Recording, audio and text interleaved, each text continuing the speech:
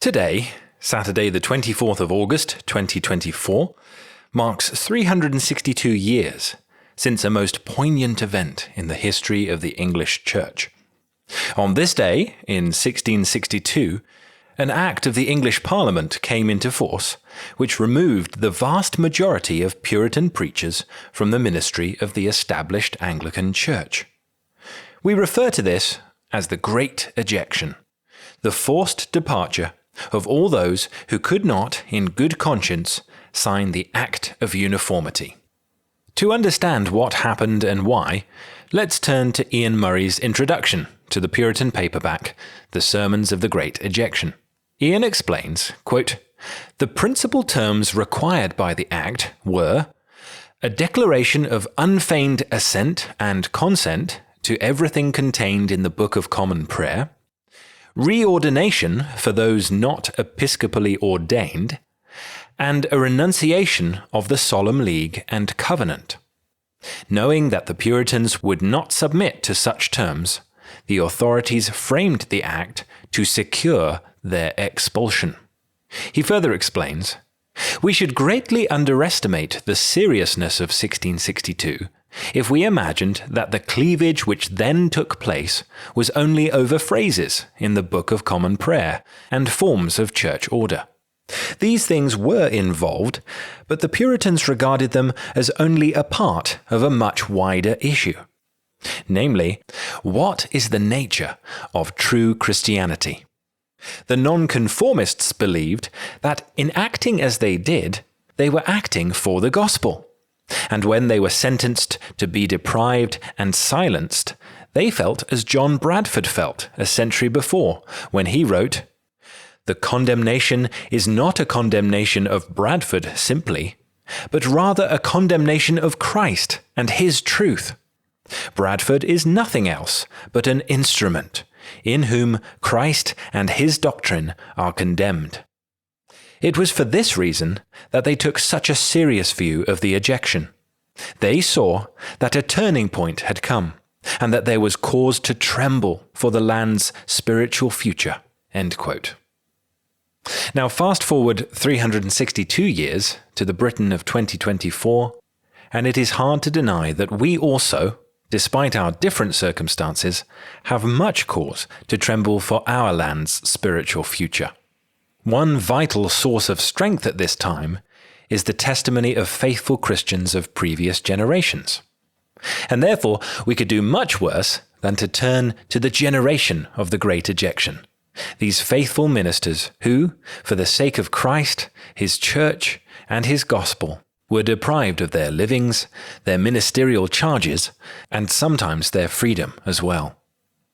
To mark 362 years since the Great Ejection, we are offering 25% off our Puritan paperback, The Sermons of the Great Ejection, for the next week. Just use the code Anniversary362 on either our UK and World Store or our North America Store websites. To give you a taste of the Sermons of the Great Ejection, we're going to read a short piece from Donald John MacLean, one of the trustees of the Banner of Truth Trust. I can still remember as a teenager pulling my father's copy of the 1962 Banner edition of Sermons of the Great Ejection off one of his study shelves and turning to Edmund Callamy's sermon entitled Trembling for the Ark of God. That sermon impacted me profoundly.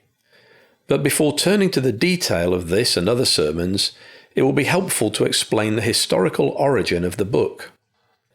These sermons were all preached in 1662, the year when 2,000 or so ministers were expelled from ministry in the Church of England by the Act of Uniformity, which required unswerving commitment to the Book of Common Prayer, episcopal ordination, and rejection of the Solemn League and Covenant.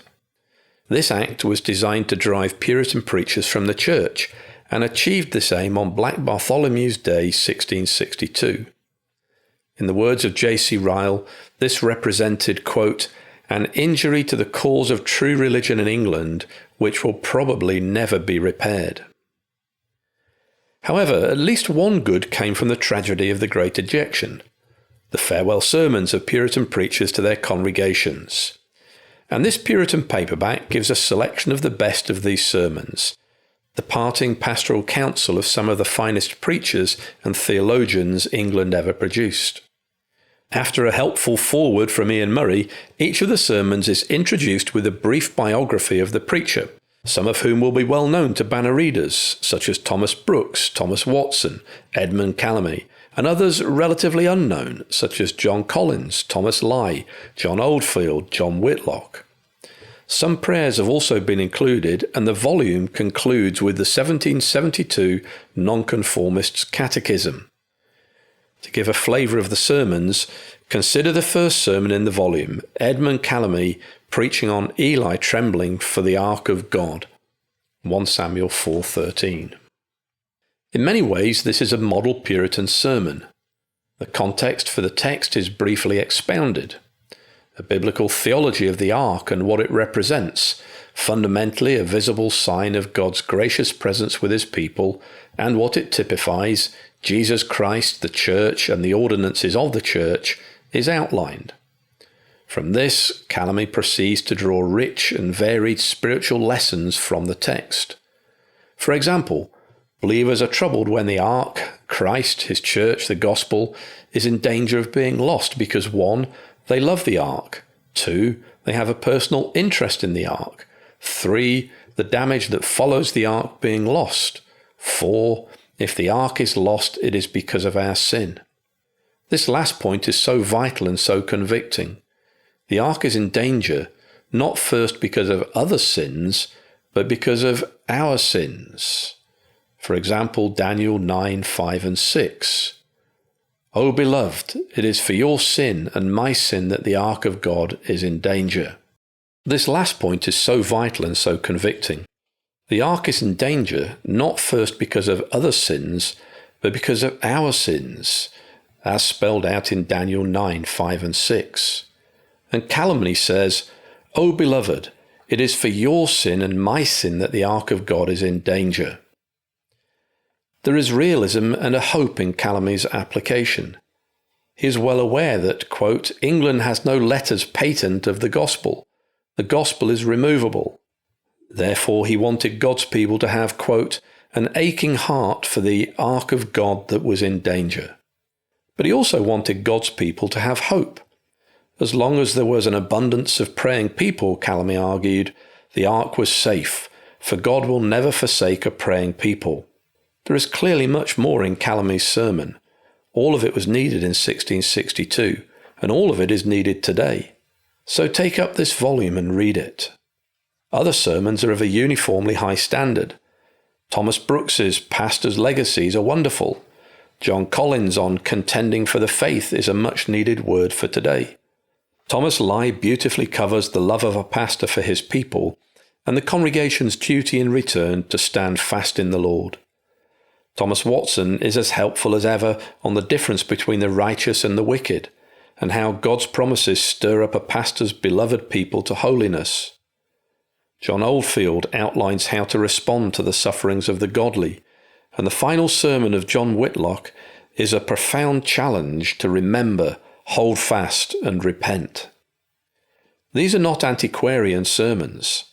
They breathe the spirit of the living Word of God and will repay reading today, when, to return to Calamy's sermon, there is as much need to tremble for the ark of God as there was in 1662.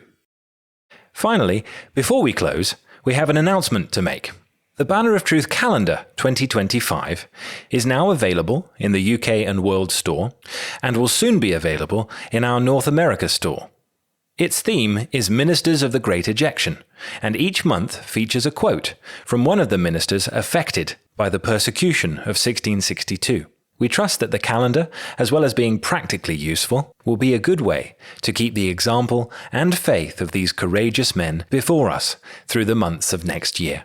Visit the Banner of Truth website to get your copy.